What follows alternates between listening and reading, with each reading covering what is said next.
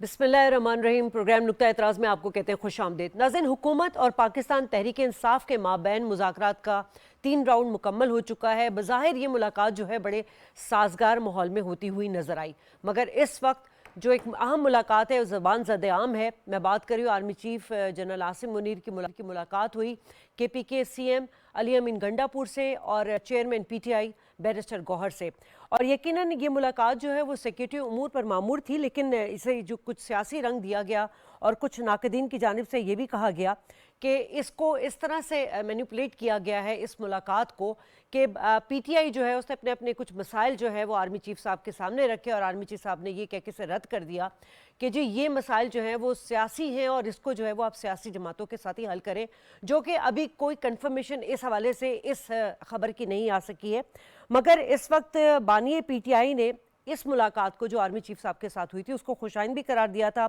और यकीनन जो तमाम कायदीन हैं उनके जो मुख्तलिफ बयानात नज़र आ रहे हैं, तो ये प्रिडिक्ट करना या ये कहना कि ये वाकई इस मुलाकात में ऐसा कुछ हाल अहवाल हुआ है, ये कहना कबल अज़ वक्त होगा, क्योंकि कायदीन के बयानात में काफ़ी तजाद है। लेकिन इसी तनाजुर में हमने देखा कि वज़ीर दिफा ख्वाजा आसिफ साहब का बयान बहुत अहम है। उन्होंने कहा कि पाकिस्तान तहरीक इंसाफ इस्टेब्लिशमेंट के साथ जो है वो राब्ते करना चाहती है और इस वक्त जो डेवलपमेंट है वो ये है कि स्पीकर अयाज सादिक की ज़ेर सदारत हुकूमत की जो मुज़ाकराती कमेटी है उसका इजलास हुआ और जो पाकिस्तान तहरीक इंसाफ ने अपने जो तहरीरी मुतालबात पेश किए थे उनका तफसीली जायज़ा लिया गया और पाकिस्तान तहरीक इंसाफ के मुतालबात पर जवाब की तैयारी के लिए जो ज़ेली कमेटी उसको तश्कील दे दिया गया है। जबकि आज बैरिस्टर गौहर ने भी इसी हवाले से बात की है कि हम हुकूमत का इंतज़ार कर रहे हैं कि वो क्या पेशरफ्त सामने लेकर आएंगे और अगर 7 दिन में कमीशन ना बना तो हम चौथी मीटिंग नहीं करेंगे। सो इसी हवाले से सवाल उठाएंगे कि इन मुज़ाकरात में रुकावट क्या है और इसका मुस्तकबिल क्या होगा। पैनल का तारुफ करा दूं, स्टूडियो में मेरे साथ में शैला रजा वेल नोन पर्सनालिटी है, पाकिस्तान पीपल्स पार्टी से आपका ताल्लुक है, बहुत शुक्रिया आप तशरीफ लाई। कैसर शेख रहनुमा मुस्लिम लीग नून हमारे साथ मौजूद हैं, आपको भी वेलकम कहते हैं।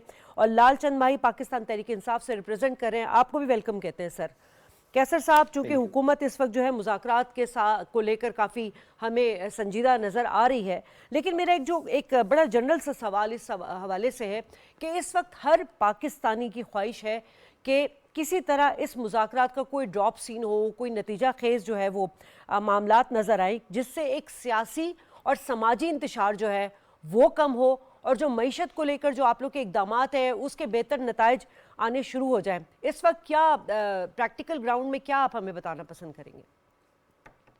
देखिए, ये बड़ा खुशआइन बात है कि बड़े अरसे हम इनको पहले शुरू से ही कह रहे थे कि आप मुज़ाकरात के टेबल पे आ जाएं, क्योंकि दुनिया में कोई और भी तरीका तो निकला नहीं है आपस में इख्तलाफात को डिस्कस करने का या कोई सॉर्ट आउट करने का। यानी कि सेकेंड वर्ल्ड वार के बाद सारे मुखालफिन बैठ गए, हम इंडिया के साथ जंग की उसके बाद बैठ गए, तो ये तो एक सीधी बात है कि यही मुज़ाकरात ही एक वाहिद हल होता है। तो ये खामखा की ज़िद पे थे कि हम मुज़ाकरात करेंगे इस्टेब्लिशमेंट के साथ। अब खुशाइन बात है कि वो सियासी पार्टियों के साथ मुज़ाकरात कर रहे हैं और होना चाहिए पॉलिटिशियंस का आपस में, क्योंकि पॉलिटिशियंस को ये आर्ट आता है कि कैसे मामलात को सुलझाना है और उसको सॉर्ट आउट करना है। तो मैं तो बड़ा ऑप्टिमिस्टिक भी हूँ, हमेशा ये कहता रहा हूँ कि मुज़ाकरात ही होने चाहिए, वही हल है, और उनको कहता भी रहा हूँ कि आप मुज़ाकरात के टेबल पे आ जाएं। हम एक ही मुल्क के इलेक्टेड लोग हैं, असम्बली में मिल के बैठते हैं या असम्बली में डिस्कस कर लें, मैं ये भी इनको कहता रहा। तो मुज़ाकरात अभी भी ये जो हो रहे हैं, जब शुरू हो गए तो उसका मतलब ये भी है कि आसिफ अली जरदारी साहब ने अपनी स्पीच में, जो प्रेसिडेंशियल स्पीच है, उसमें उन्होंने कहा था कि हर पार्टी को 2-2 कदम हर एक को पीछे होना पड़ेगा। और यही बात है, मुज़ाकरात में तो लचक देनी होती है और फ्लेक्सिबिलिटी दिखानी होती है हर एक को, उसके बगैर तो मुज़ाकरात कामयाब नहीं हो सकते। कुछ गिव एंड टेक होता है और ये विन विन सिचुएशन होती है। इसमें ये नहीं है कि किसी को हरा दिया गया और कोई जीत गया, ये तो पाकिस्तान के लोगों के मफाद में और मुल्क के मफाद में मुज़ाकरात हो रहे हैं और ये जीत ही जीत है। इसमें अगर हम अपने मुल्क को बेहतर करने के लिए किसी नतीजे पे पहुंच जाएंगे, जो ज़रूर पहुंचेंगे, मुझे पूरा यकीन है इस बात का। अब रही ये बात कि क्या उसमें जो कंडीशन हैं या जो उसका क्या हो रहा है, तो ये क्योंकि मुज़ाकराती कमेटियाँ बनी हुई हैं दोनों तरफ से, तो आप ज़रूर उनसे सवाल कीजिए, उनसे पूछिए। मैं तो क्योंकि उसका पार्ट नहीं हूँ और यही बातें जो मीडिया पे आप कहते हैं वो भी हम भी सुनते हैं। इसके अलावा कोई और कैबिनेट में इसके बारे में कोई जिक्र नहीं होता किसी है। किस्म का। आज भी कैबिनेट मीटिंग थी, लेकिन मुज़ाकरात के बारे में प्राइम मिनिस्टर साहब ने भी कोई एक लफ्ज़ भी उसमें नहीं कहा। ठीक है शैला, आप हुकूमत की इत्तेहादी भी हैं, पीडीएम भी जब हुकूमत थी तो आप लोगों ने बड़े अलाइंस होकर बड़ा अच्छा एक किरदार अदा किया था और मुल्क को उस वक्त बड़ी मझधार से निकाला था। इस वक्त यकीन अगर हम बात करें मुल्की सियासी मंजरनामे की, तो इस मुज़ाकरात की इस वक्त कितनी अहमियत है? मुज़ाकरात की अहमियत हमेशा होती है।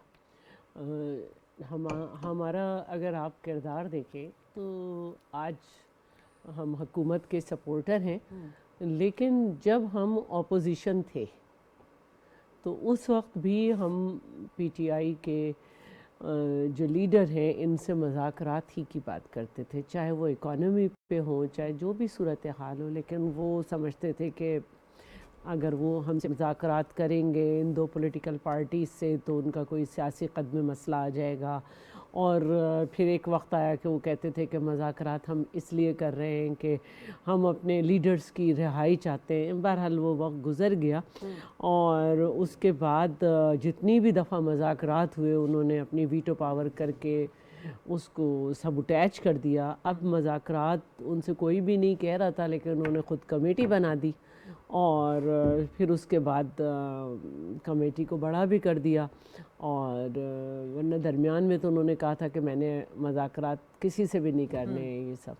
तो अब जब एक सूरत हाल आई है तो बहुत अच्छी बात है कि उनमें तब्दीली आ रही है। और जहाँ तक बात है कि जो उन लोगों ने एक नैरेटिव बनाने की कोशिश की कि उनके इस्टेब्लिशमेंट से भी मुज़ाकरात हो रहे हैं, और उसमें भी कुछ सूरत हाल ये थी कि पार्टी एक पेज पे नहीं थी। पहले कहा गया कि जी मुज़ाकरात हो रहे हैं, नहीं हो रहे, फिर कहा हो रहे हैं और बहुत अच्छी बातें हुई। फिर बाद में कहा गया कि हाँ मुझे कहा गया है कि हमारी मीटिंग हो गई है। और फिर फाइनली जियो में उन्होंने कहा कि नहीं, सिर्फ जो लॉ एंड ऑर्डर की सिचुएशन है उस पे बात हुई है। लेकिन जो सियासी सोच रखते हैं और सियासत पे नज़र रखते हैं उनका ये कहना है कि ये बात जो है वो सिक्योरिटी और उससे आगे है। लेकिन क्योंकि अब एक उनका भी बयान आ गया है कि नहीं इसमें सिर्फ ये की गई, तो हम इसको इसी तरह देख लेते हैं। लेकिन इस पे हुकूमत की तरफ से जो है एक रद्द-ए-अमल सामने आया है और बात सही भी है कि आप दो कश्ती में एक साथ सफ़र नहीं कर सकते हैं और आपको किसी एक कश्ती में ही होना चाहिए। ठीक है लालचंद भाई साहब कि शैलास ने बड़ी अच्छी बात की कि आपको दो कश्ती में सवार नहीं होना चाहिए। सर पहले आप लोग कहते रहे कि पावरफुल तबके से मुज़ाकरात होंगे, यकीनन वो बानी पीटीआई का स्टेटमेंट याद होगा आपको। उसके बाद अल्लाह अल्लाह करके आप लोग हुकूमत की तरफ आए और मुज़ाकरात में आपने एक अच्छा जेस्चर दिया। उसके बाद एकदम से ट्विस्ट आता है और ये आर्मी चीफ साहब से मुलाकात गो के से सिक्योरिटी उमूर से लिंक किया जा रहा है, लेकिन इसमें कुछ इस तरह की अंदरूनी खाना कुछ सियासी एक कनेक्टिविटी के हवाले से जो है इसमें कुछ खबर बाहर निकल रही है, गो के इसकी तरदीद कर दी गई है। लेकिन सर असल मसला है क्या? मतलब आप लोग किसके साथ मुज़ाकरात करना चाह रहे हैं, खुल के बता दीजिए, ताकि फिर उसी तरह हुकूमत भी तैयार रहे और आप लोगों के जो तहरीरी मुतालबात हैं वो भी सामने आ चुके हैं, उसका जवाब भी हुकूमत देने जा रही है। तो सर क्या कहेंगे आप इस पे? जी शुक्रिया। देखें, इमरान खान साहब ने पाकिस्तान की जो इस वक्त हालात हैं, चाहे मुआशी हों, चाहे वो टेररिज्म के हवाले से हों, चाहे वो पॉलिटिकल इनस्टेबिलिटी के हवाले से हों, उसको नज़र में रखते हुए एक पाकिस्तान के लिए एक मज़ाकराती कमेटी तश्कील की जिसने हुकूमत से बातचीत करना शुरू की। बावजूद इसके कि हमें खान साहब से मज़ाकराती टीम को वो फ्री जो स्पेस नहीं मिली, वो जिस तरह की मुलाकातें हम करना चाह रहे थे हमें वो प्रोवाइड नहीं की गई। उसके बावजूद मुलाकात जारी रहे और इस हद तक के खान साहब और उनकी एहलिया को, देखिए खान साहब तो एक पब्लिक ऑफिस होल्डर थे, लेकिन उनकी एहलिया बुशरा बीबी को ही 7 साल की सजा सुना दी गई। लेकिन हमने कहा कि हम पाकिस्तान के लिए ये मुज़ाकरात जारी रखेंगे और वो मुज़ाकरात हमने, और ये हुकूमत की एक बड़ा मुतालबा आ रहा था कि हमें तहरीरी तौर पर ये सारी चीज़ें दी जाए, वो भी उनके हवाले कर दी गई है। अब हुकूमत के कोर्ट में ये बाल है कि वो उस पर क्या जवाब देते हैं। बुनियादी तौर पर हुकूमत जो है वो बल्कि ये पूरे सब इत्तेहादी कन्फ्यूजन का जो शिकार नजर आते हैं ख्वाजा आसिफ साहब एक बयान देते हैं, अपना तारड़ साहब का बयान कुछ और आता है, इरफान सिद्दीकी साहब कुछ और फरमा रहे होते हैं। तो इनके मुख्तलिफ बयानात आ रहे हैं और ये शायद कहीं से कंफर्मेशन लेने की कोशिश कर रहे हैं कि हम आगे बात बढ़ाएं या ना बनाए, क्योंकि ये खुद कह चुके हैं कि ये हाइब्रिड हुकूमत है, ये कोई प्योर या एक पार्टी की कोई पॉलिटिकल हुकूमत नहीं है। तो जहां तक देखिए एस्टेब्लिशमेंट का जो किरदार है हम समझते हैं, बल्कि ये हुकूमत खुद कहती है कि हम हाइब्रिड हुकूमत हैं। आपका सारा मुआशी निज़ाम SIFC के तहत, ये सिंध की जमीनें, ये सारा चीजें शैला साहबा तो अच्छी तरह से जानती है, वो सब SIFC के तहत सब कुछ हो रहा है। तो establishment is very much in सारे मामलात में, वो इन है, ये भी ऑन बोर्ड ले रहे हैं। अगर हम भी उनसे अगर ऑन बोर्ड में होंगे, हम कहीं छुप छुप पाके किसी डिक्की में चढ़ के, किसी गाड़ी की डिक्की में छुप के नहीं जा रहे। हम सरेआम मिले हैं, एक सिक्योरिटी की यकीनी तौर पर मुलाकात थी, वहां पे बैरिस्टर गौहर साहब की मुलाकात हुई है और उन्होंने अपनी लेकिन सर जो पहले गुजारिश तो वो वहां पे डिनाइल रखी मूड है। में थे ना बैरिस्टर गौहर, पहले तो वो देखिए डिनाइल मूड में चले गए कि आर्मी चीफ से कोई इस तरह की मुलाकात नहीं हुई है। देखिए हो सकता है उनको कहा गया हो कि अच्छा, आप इनको, या ये हो कि जब तक वो खुद इमरान खान साहब से परमिशन ना ले ले ठीक। तो इसको डिक्लेयर ना करे। कई चीजें होती है बेक वक्त, सिर्फ पाकिस्तान में नहीं हाँ। पूरी दुनिया में हो रही होती है, कुछ फ्रंट पे चल रही होती है, कुछ बैक ट्रैक पे चीजें चल रही होती हैं। लेकिन ये अच्छी चीज है कि ये भी मान रहे हैं कि पाकिस्तान तहरीक इंसाफ, जिसको पहले इन्होंने दहशतगर्द कहा, गद्दार कहा, अब कम से कम ये भी बात करने के लिए तैयार है, और जो अलकाबात देते थे वो भी पाकिस्तान तहरीक इंसाफ से बातचीत कर रहे हैं। ठीक है। अच्छा लालचंद साहब, इसका जवाब मैं कैसर साहब से ले लूँगी। आपने कहा कि हुकूमत की तरफ से जो है वो कन्फ्यूजन फैलाई जा रही है और उनके जो है मुख्तलिफ मुतजाद बयानात आ रहे हैं, जबकि देखिए बात यहाँ पर ये है, इसका बेहतर तो कैसर साहब भी जवाब देंगे, लेकिन मेरी जो एक नाकिस एक राय है वो ये है कि जब तक आप एक चीज़ को क्लैरिटी में नहीं लेकर आएंगे कि आपको मुज़ाकरात हुकूमत से करने हैं, इस्टेब्लिशमेंट से करने हैं, आपके इतने सारे जो कायदीन हैं उनके जो मुतजाद बयान है, किसका बयान सही है, अलीमा साहिबा का सही है, शौकत यूसुफजई, बैरिस्टर गौहर, या फिर आपके जो बैरिस्टर सैफ साहब है, किसके बयान को जो है हुकूमत कंसीडर करे। बहरहाल कैसर साहब इसका जवाब आप दीजिएगा सर। जी देखिए, अब मुज़ाकरात हो रहे हैं ना, मैं महसूस करता हूँ कि हम सबको ना मुज़ाकरात की कामयाबी के लिए बातचीत करनी चाहिए। देखिए ये मैं बड़ा सीरियसली फील करता हूँ कि पाकिस्तान जो वो नहीं आगे बढ़ सका ना, ये हम जो रंजिशें और आपस में चपकलश रही ना, मेन रीज़न यही है कि पॉलिटिकल हमने एक दूसरे के साथ कोऑपरेट नहीं किया। हालांकि मुल्क के लिए, लोगों के लिए, अवाम के लिए चार्टर ऑफ इकानमी एक लाजमी था, लेकिन अब पीपल पार्टी और मुस्लिम लीग एक बहुत अरसा आपस में इख्तलाफ करते रहे, लेकिन इवेंचुअली उन्होंने एक चार्टर ऑफ इकानमी भी किया और चार्टर ऑफ डेमोक्रेसी भी किया। तो पार्टियों में अपना अपना पॉइंट ऑफ व्यू होता है, अपनी अपनी राय होती है, लेकिन इसके बगैर इन्होंने तो पहले दिन से ये कहा कि सब चोर डाकू हैं और सिर्फ हम ठीक हैं और हम मुज़ाकरात करेंगे तो इस्टेब्लिशमेंट से करेंगे। हालांकि एक तरफ उनके ख़िलाफ़ सोशल मीडिया भरा पड़ा है उन्हीं का, और फिर उसके बाद तो अब ये इस कन्फ्यूज़न में ना मैं पढ़ना नहीं चाहता। मैं समझता हूँ कि माहौल हम सबको साजगार बनाना चाहिए मुज़ाकरात के लिए, और मैं उसकी कामयाबी के लिए दुआ गो भी हूँ, और मैं समझता हूँ कि ये होंगे भी, ऑप्टिमिस्टिक हूँ, क्योंकि मैं देख रहा हूँ कि मेरे मुल्क के लोग बड़ी तकलीफ़ में हैं। मैं जब अपने इलाकों में जाता हूँ और अपने लोगों से मिलता हूँ तो नहायत तकलीफ़ दे सूरत हाल है, और हम कितना अरसा इसको और आगे बढ़ाएंगे। तो हमें सबको मिल के दो दो कदम पीछे हट के मामलात को बेहतर करना चाहिए। अगर उनकी देखें ना मुलाकात जो हुई है सैयद आसम मुनीर साहब की बैरिस्टर गौर से या अली अमीन गुंडापुर से, तो वो अब अच्छी बात है। इस्टेब्लिशमेंट से हर एक की इस्टेब्लिशमेंट भी एक दुनिया मुल्क पूरी दुनिया में ऐसा ही है कि मुल्क का हिस्सा होता है, वो भी पॉलिसी का हिस्सा होती है।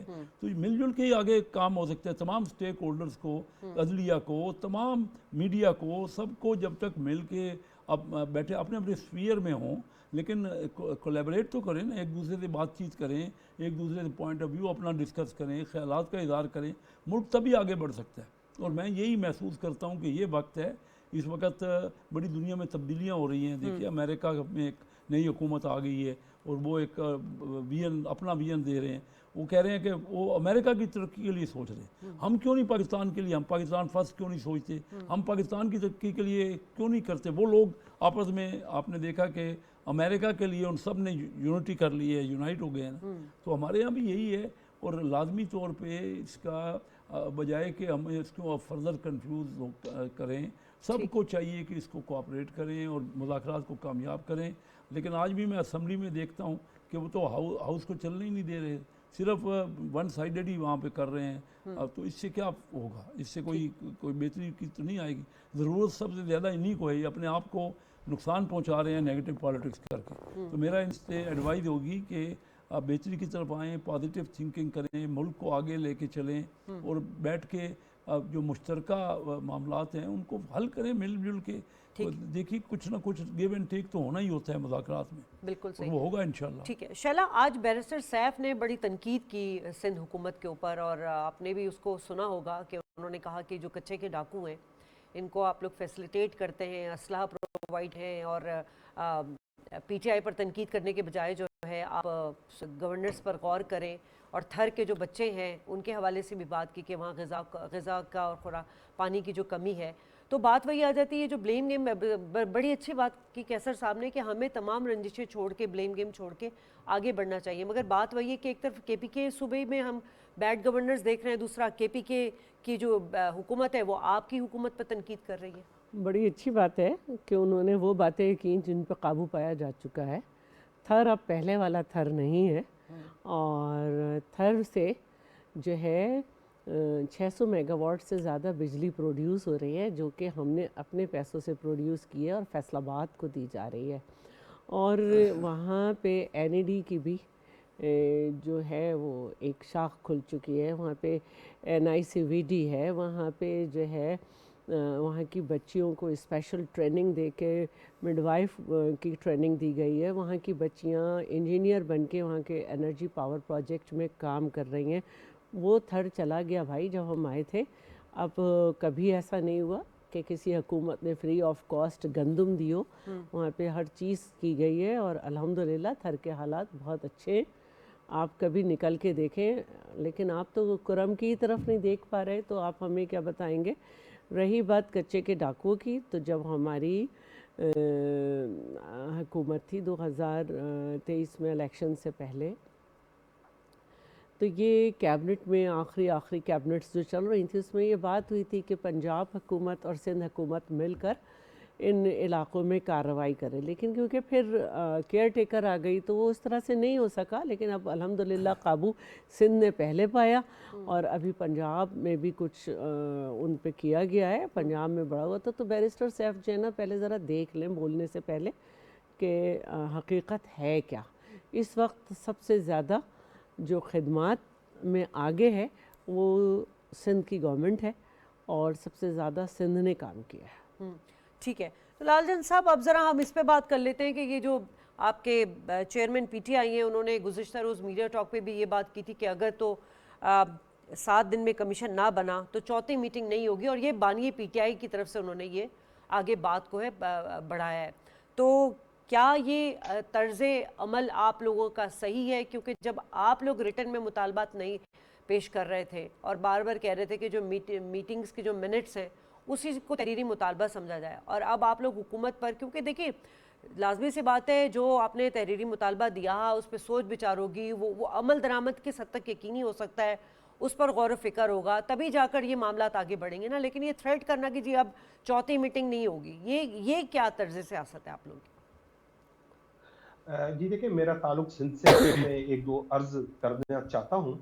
वो ये है कि थरपारकर में गुज़िश्ता साल जो सरकारी आदाद है उसके हिसाब से 514 बच्चे 514 बच्चे भूख और बीमारी की वजह से वो अपनी जान हाथ से जो है गवा बैठे।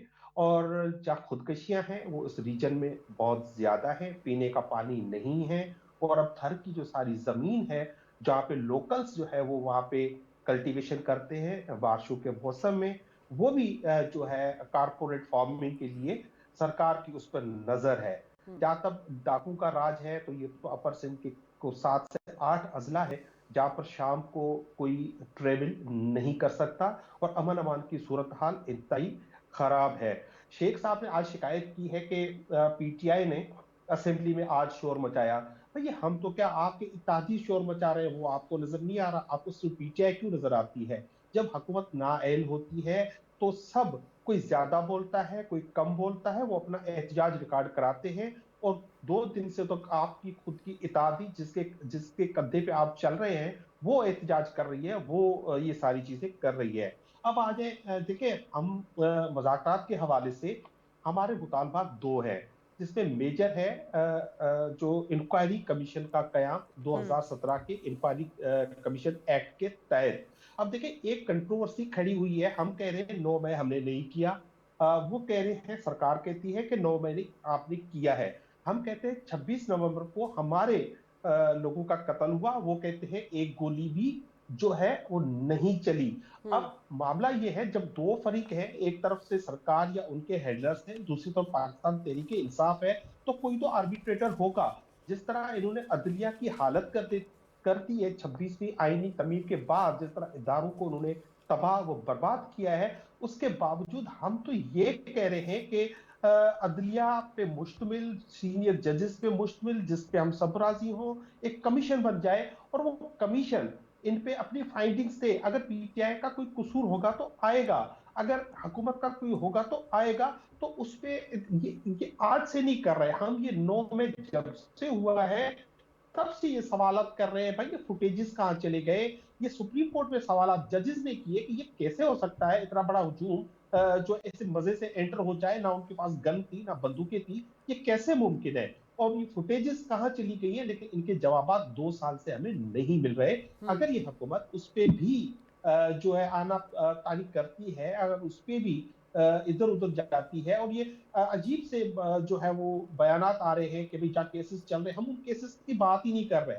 आप हमें, हम इमरान खान साहब ने भी कहा कि उस समेत हम अपने केसेस अदालतों में फेस करेंगे, हमें किसी डील की जरूरत नहीं है, हमें कोई डील नहीं चाहिए। आप कम से कम ये 1-2 मसला 2 साल से जो आप उठाए हुए हैं उसको एक ही तरफ, एक ही जो बार हल करा दे। ठीक। जैसे 2014 में भी हुआ था ना, 2014 में क्या हुआ था? यही हुआ था, हमने धरना किया, सुप्रीम कोर्ट ने जो उसकी इंक्वायरी की तो वो हमने मान ली। अभी इंक्वायरी करे तो सब पूरा पाकिस्तान उस पर मान जाएगा। ठीक। लेकिन ये खौफजदा है कि इमरान खान बाहर आ जाएंगे, फॉर्म 47 की हुकूमत जिस क्लचेस पे खड़ी है वो क्लचेस इनकी छिन जाएगी, तो ये खौफजदा है ये पूरी हुकूमत। ठीक है, तो कैसर साहब क्या जवाब देंगे? दूसरा ये कि आज जो उन्होंने बात की है बैरिस्टर गौहर ने कि हम हुकूमत का इंतज़ार कर रहे हैं कि क्या पेशरफ्त होती है, तो ये 7 दिन का जो ज़ेली कमेटी बनेगी और वो जवाब तैयार करेगी, और लालचंद साहब ने जो आप लोगों पे इल्ज़ामात लगाए उसको कैसे आप जस्टिफाई करेंगे?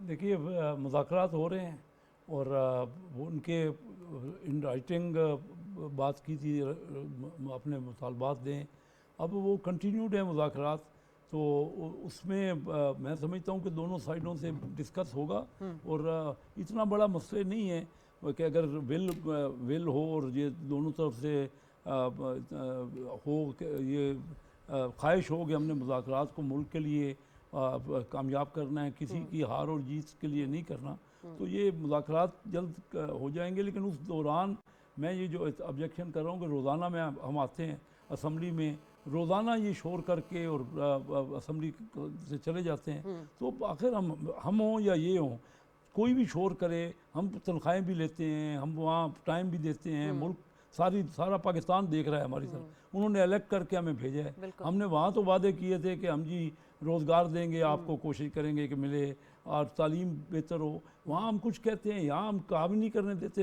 हुकूमत अगर काम करनी चाहती है तो कोई भी हुकूमत हो, ये कोई सिर्फ एक हुकूमत, यही होता रहा है कि हुकूमत को काम नहीं करने दिया जाता, तो इस तरह तो मुल्क हमारा बहुत पीछे रह गया है। हमने क्या देखा है कि ग्रोथ हमारे यहाँ हो नहीं रही, महंगाई हमारे यहाँ रही, बड़ी मुश्किल से उस पर काबू पाया गया है महंगाई पे, और हमारे रिजर्व नहीं थे, बहुत कम हो गए थे, डिफ़ॉल्ट की सूरत हाल हो गई थी, तो इस काम के लिए बड़ी मेहनत करनी पड़ी। तो ये तो सबका काम है ना, कोई किसी एक पार्टी का तो नहीं है, ये तो मुल्क के लोगों का काम है, और हम सबको मिल के इस पर जदोजहद दुनिया ने दिखाया है। अभी हम जो हमने उड़ान का प्रोग्राम दिया है पाकिस्तान उड़ान का, पाकिस्तान। तो उसमें हम ये चाह रहे हैं कि 4 साल में हमारी एक्सपोर्ट 32 अरब डॉलर से 60 अरब डॉलर हो जाए। अच्छा, ये कहा जाता है कि इस पर पूरी प्लानिंग की गई है और दूसरे पड़ोसी मुल्कों में ये हुआ है। वियतनाम ने, थाईलैंड ने, मलाइशिया ने, इन सारे, बांग्लादेश ने, आज देखिए उनकी एक्सपोर्ट कितनी बढ़ गई है, हमारी एक्सपोर्ट नहीं बढ़ रही थी। तो उसकी तरफ मेहनत हो रही है। फिर IMF ने हमें बड़ा अच्छा 7.2 बिलियन डॉलर का 3 साल के लिए दिया। फिर अब वर्ल्ड बैंक ने 20 अरब डॉलर का कर्जा दिया है 10 साल के लिए। और रिजर्व हमारे बड़े हैं, हमारी एक्सपोर्ट बढ़ रही है, जिससे लोगों को फ़ायदा पहुंच रहा है ना। हमें अपनी तवज्जो इनको और हमें सबको मिलके, और पीपल पार्टी बड़ी अच्छी बात बाकी तमाम पार्टियों को मिलके हमें ये करना चाहिए कि कैसे हम अपने मुल्क को बेहतर करें, लोगों को मेयार ज़िंदगी कैसे आगे बढ़ाएं। बिल्कुल 10% पूरी दुनिया का गुर्बत की लकीर के नीचे जो लोग हैं पाकिस्तानी हैं। पूरी दुनिया में हम 9 साढ़े 9 करोड़ लोग, हालांकि हमारे पड़ोसी मुल्क चाइना ने 60 करोड़ लोगों को जो गुर्बत की लकीर के नीचे थे उनको निकाल दिया गुर्बत। हम आपस में लड़ने झगड़ने पे लगे हुए हैं, एक दूसरे के खिलाफ इल्ज़ाम तराशियाँ कर रहे हैं। कोई भी कर रहा है गलत कर रहा है, हर एक को समझना चाहिए, उससे निकलेगा कुछ भी नहीं। बहुत अच्छी बात की। इसी बात पे मैं इस सेगमेंट का जो है वो क्लोजिंग चाहूँगी, और ये कहते हुए कि मुज़ाकरात में डेडलॉक नहीं होना चाहिए, क्योंकि मुज़ाकरात जो है वो एक शख्स के लिए, किसी जमात के लिए या फिर किसी के ज़ाती मुफाद के लिए नहीं, बल्कि पाकिस्तान के लिए है। मैं तीनों मेहमानों को शुक्रिया अदा करना चाहूँगी और ब्रेक लूँगी। ब्रेक के बाद जब वापस आऊँगी तो बात करूँगी अमेरिका में नई हुकूमत का क़याम अमल में आ चुका है, अब उसके क्या डायनेमिक्स होंगे, तो पॉलिटिक्स किस तनाजुर किस तरफ जाती हुई नज़र आएगी, आलमी सियासत में क्या तब्दीली होगी, इस पर बात होगी इस ब्रेक के बाद।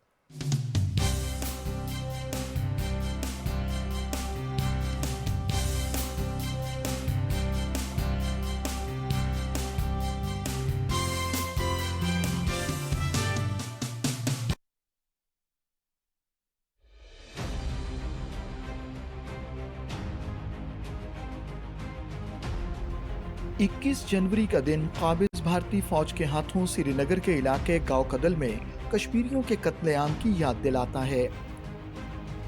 21 जनवरी 1990 को भारतीय फौज ने गांव कदल में कश्मीरियों के एक पुरअमन जुलूस पर अंधाधुंध फायरिंग की। इस सानहे में 50 से ज्यादा कश्मीरी शहीद और सैकड़ों शदीद जख्मी हुए। इस सानहे के जिम्मेदार भारतीय फौजियों के खिलाफ आज तक कोई कार्रवाई नहीं की गई। आलमी बरादरी की जिम्मेदारी है कि वो कश्मीरियों के कत्लेआम में मुलव्वस भारतीय हुकूमत से पासपोर्ट्स करे।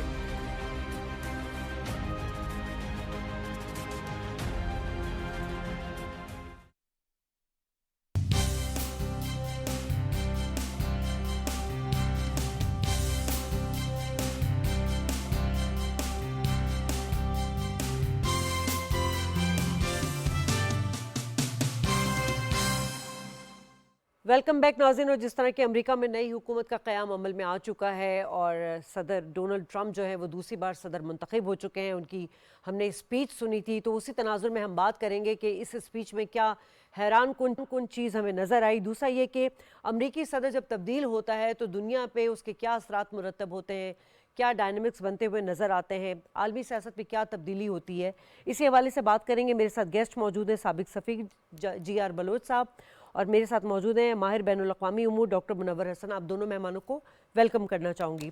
GR बलोच साहब, सबसे पहले आपसे ही सवाल ले लेती हूँ कि हमने गुज़िश्ता रोज़ उनकी तकरीर सुनी और उनके बड़े वादे हमें नज़र आए। गो कि जब उन्होंने कैंपेन चलाई थी उस वक्त भी हमें इसी तरह के वादे नज़र आ रहे थे, मगर आप ये बताइएगा कि उस पर इम्प्लीमेंट कराना अमेरिका के मौजूदा रिसोर्सेज को देखकर कितना पॉसिबल नज़र आ रहा है? Shazia, thank you. देखिए, मैं हमेशा कहूँ कि ये ट्रंप का आना as a president second time, he is come as a phenomenon, और वो बड़ा एम्बिशियस आदमी है, बहुत पॉपुलर लीडर है, और उसने अपनी एक सपोर्ट बेस बनाई है, और वो बेस बनाई है उस आवाम में जो समझती है कि उनके साथ गुज़श्ता चंद दहाइयों से ग्लोबलाइजेशन की वजह से, अमेरिका के मल्टीलैटरलिज्म की वजह से, और कुछ एग्रीमेंट्स की वजह से जो उनके मुख्तलिफ मुल्कों के साथ है, और एक ओपन पॉलिसी जो थी उसकी बॉर्डर की भी, टेरिटोरियल बॉर्डर्स की भी, और इकोनॉमिक और ट्रेड बॉर्डर्स की भी।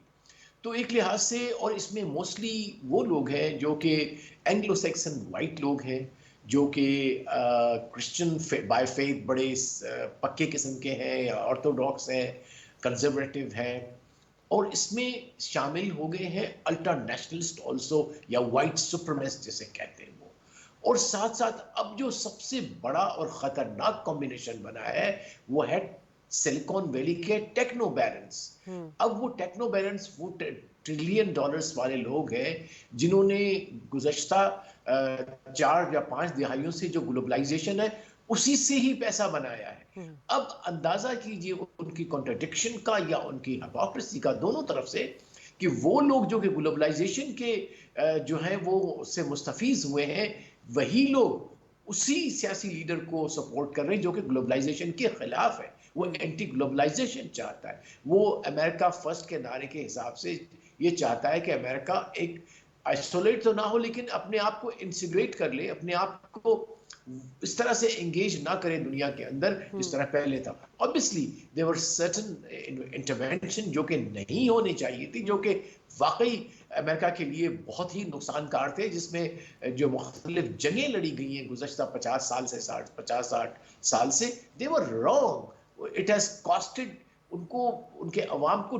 ट्रिलियंस ऑफ डॉलर का नुकसान हुआ है। सिर्फ 2 जंगें जो है इराक और अफगानिस्तान में, उनको $3 ट्रिलियन का नुकसान हुआ है। तो वो एक ग्रीवेंसेस का एक जरूर एक बेसिस है, लेकिन साथ ही उसने जो अपनी लीडरशिप का ब्रांड बनाया है वो बड़ा पॉपुलस है, बड़ा ग्रैंडोस है, बहुत लंबे लंबे वादे हैं, बड़े बड़े जो है वो अल्फाज हैं। तो बिल्कुल दुरुस्त है आपका सवाल कि क्या ये तमाम चीजें कर पाएगा ट्रंप या नहीं, वो एक सवाल है जिसपे अभी तस्दीक से कोई जजमेंट देना मुश्किल होगा। We'll have to wait how his policies they unfold. ठीक है मुनव्वर साहब, जॉन एफ कैनेडी के बाद हमने ये दूसरा सदर देखा है जो इस्टेब्लिशमेंट की मर्जी के खिलाफ इक़्तिदार में आया है, और जो 2 ख़वातीन थी जिनको इस्टेब्लिशमेंट की हिमायत हासिल थी उनको हरा कर आया।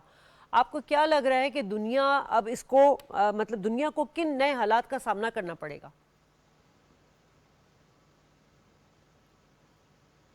की वॉर की वजह से, गजा वॉर की वजह से, ताइवान पे टेंशन की वजह से, उसके बाद जो ब्रिक्स का एक्टिव होना है, एससीओ का एक्टिव होना है, नाम का एक्टिव होना है, यूनाइटेड नेशन का फेलियर है, नाम बेस्ड इंटरनेशनल ऑर्डर उस तरह इफेक्टिव नजर नहीं आ रहा, आईसीजे की जो वर्डिक्ट है वॉर क्रिमिनल्स के ऊपर उस पर अमल दरामद नहीं हो रहा, यूनाइटेड नेशंस की जो रेजोल्यूशन है उस पर अमल दरामद नहीं हो रहा।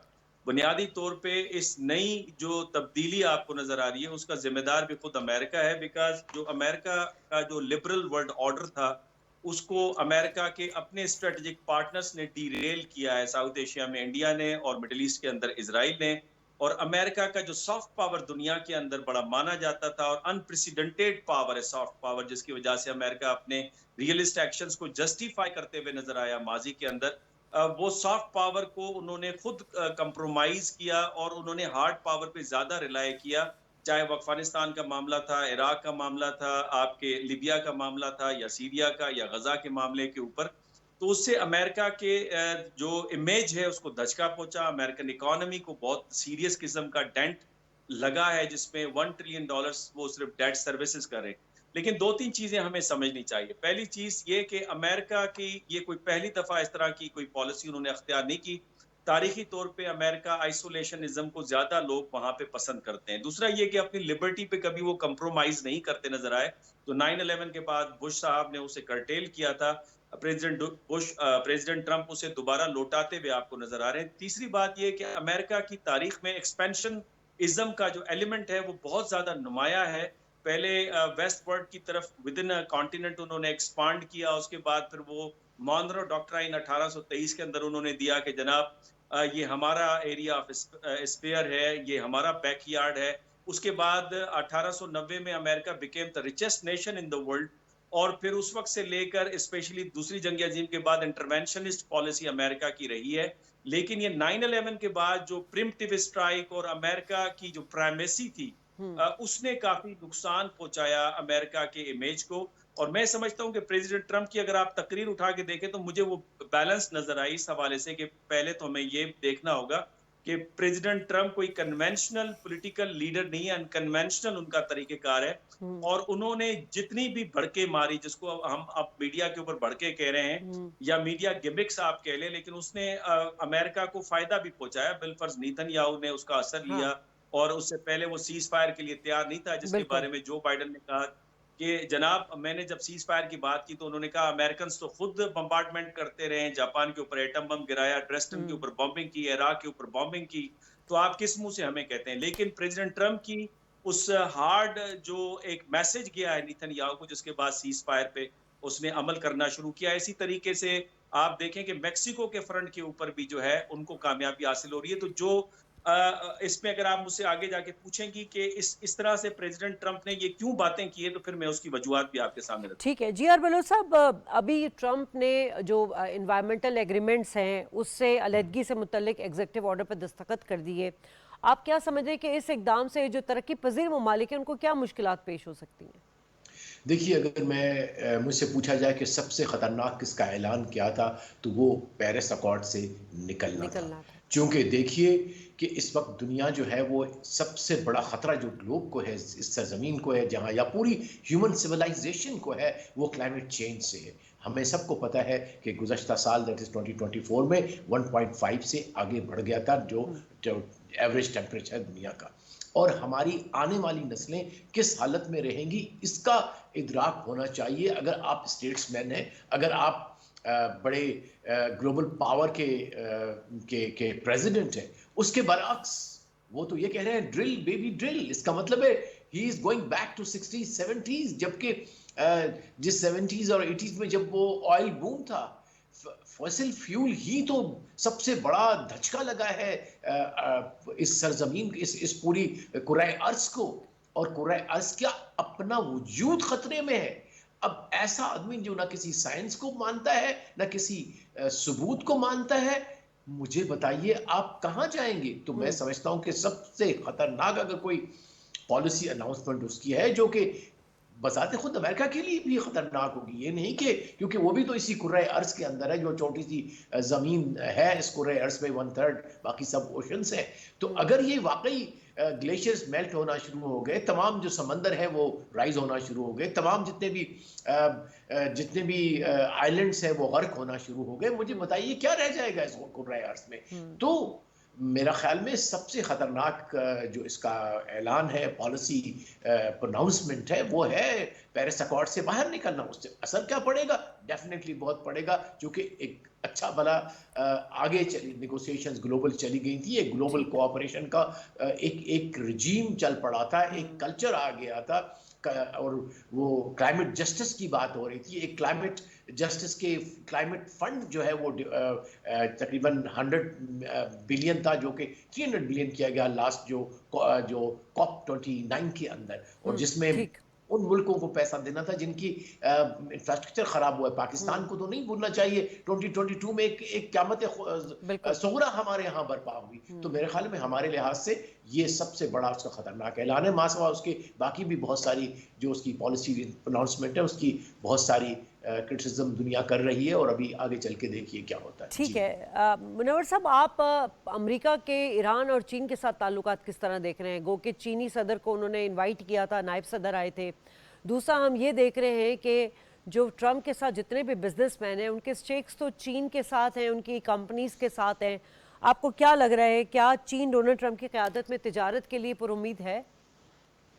मेरा ख्याल है चाइना की यही कोशिश है, और चाइना ये समझता है कि बुनियादी तौर पे अमेरिका और चाइना मिलकर आगे बढ़ सकते हैं। खसामत, ये जो कंपटीशन है या मुखालफत है या कॉन्फ्लिक्ट है, उससे दोनों का फायदा नहीं होगा। इनफैक्ट अमेरिका तो तकरीबन round about $37 trillion under debt इस वक्त है, और उसको अच्छी तजारत चाहिए, उसको अपनी इकोनॉमी को बूस्ट देना है। तो उस हवाले से चाइना को इग्नोर नहीं कर सकते, बिकॉज बहुत ही कॉम्प्लेक्स किस्म की इंटरडिपेंडेंस आपको नजर आती है चाइना और अमेरिका के दरमियान में। प्रेसिडेंट ट्रम्प ने मिक्स्ड सिग्नल दिए। एक तरफ ऐलान मस्क को अपने साथ रखा है, जो कि पॉजिटिव सिग्नल्स दे रहा है, तो दूसरी तरफ मार्को रूबियो को उन्होंने रखा है स्टेट सेक्रेटरी, जहां पे वो जो एंटी चाइना उनका हमेशा से स्टांस रहा है। और अपनी तकरीर के अंदर भी पनामा का जिक्र करते हुए ये जुमला बड़ा उनका थोड़ा सा सीरियस किस्म का था, जिसमें उन्होंने कहा कि ये पनामा को वापस करना, पनामीज को ये एक ब्लंडर था जो 1977 में हमने दिया, हमें इसे वापस लेना होगा। और ये हमने पनामा को दिया था, न कि चाइना को दिया था। चाइना की प्रेजेंस जो है हमारे लिए खतरा है। तो बजाते खुद ये जुमला जो है ये इस लिहाज से खतरनाक है। और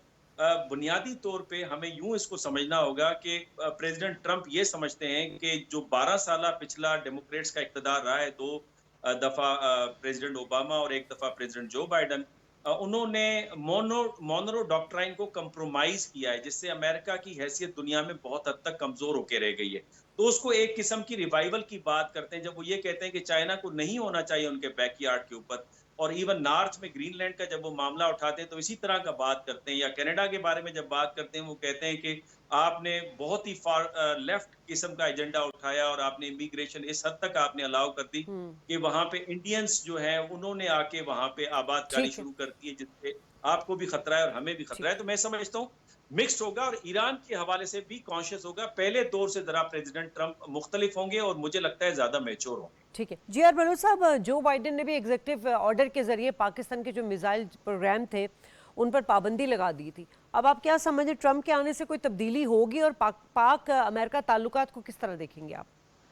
जी, आई थिंक ये हमारे लिए ज़्यादा अहम है कि अब पाकिस्तान और अमेरिका के जो ताल्लुकात हैं वो किस तरह जाएंगे, क्या होने चाहिए और हमारे पास ऑप्शंस क्या हैं। उसमें कुछ कॉन्स्टेंट्स हैं हमारे जो कि अमेरिका के साथ रहते हैं और इर्रिस्पेक्टिव ऑफ जो भी गवर्नमेंट आती है। ये बड़ी वाज़ेह बात है कि पाकिस्तान का जो महल वकू है वो स्ट्रेटेजिकली बड़ा ही अहम है। हम एक लिहाज से लिंचपिन है between central Asia, south Asia and south west Asia. तो उस लिहाज से और एक न्यूक्लियर पावर है, हम एक 240 मिलियन की कौम है।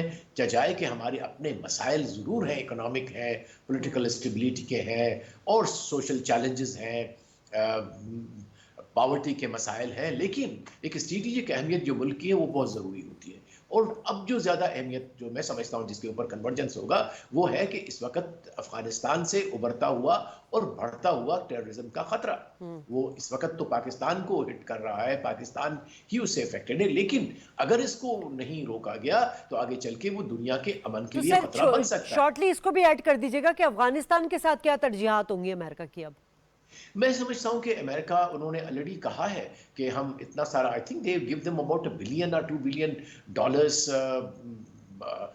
जो है वो ईयर पर मंथ है या पर ईयर है। वो फिगर्स मेरे पास नहीं, but I think quite a bit of their money comes from donations और what they call it humanitarian assistance to Taliban, लेकिन that comes in a cash. बल्कि मैं कहीं पढ़ रहा था कि चूंकि उनके पास बैंकिंग ट्रांजैक्शन का इंतजाम नहीं है, लिहाजा कुछ तो अमाउंट या बहुत सारा अमाउंट कैश में भी आता है वहां पे। अब वो कैश कहां जाता है? There is no oversight. और ऑलरेडी कह चुके हैं वो भी और उसके कुछ अमलदार भी जो होने वाले होंगे कि बल्कि आई थिंक इसने एलन मस्क ने कहा कि इट्स वेरी स्ट्रेंज कि जो हमारा टैक्स पेयर का पैसा जो है वो अफगान तालिबान के पास जा रहा है, जो कि जमहूरियत में भी बिलीव नहीं करते, विमेन राइट्स में भी बिलीव नहीं करते। तो मेरे ख्याल है देयर बी अ रिवीजन कि किन टर्म्स पे अगर पैसा ना भी रोका तो भी टर्म्स जो उनके ऑफ एंगेजमेंट है तालिबान के वो रिवाइज होंगे। और पाकिस्तान के साथ मैं समझता हूँ कि हमें ट्रांजेक्शनल जो है वो स्टैंड्स रखना पड़ेगा, वो भी हमारे साथ रखेंगे और हम भी इसी तरह से इशू टू इशू बातचीत चलती रहे। ठीक है, ना दोस्ती ना दुश्मनी। यकीनन दुनिया की नज़रें जो हैं वो अब नए सदर की तरफ मरकूज हैं और जो उन्होंने वादे किए हैं कम रिसोर्सेज में वो किस तरह महंगाई का खात्मा करेंगे, बेरोजगारी का खात्मा करेंगे और जो बातें उन्होंने की हैं उसको अमली जामा पहनाएंगे। दुनिया यकीनन इसको ऑब्जर्व करेगी। प्रोग्राम से इजाज़त, अपने तीनों मेहमानों का शुक्रिया अदा करना चाहूँगी। अल्लाह ने के बाद।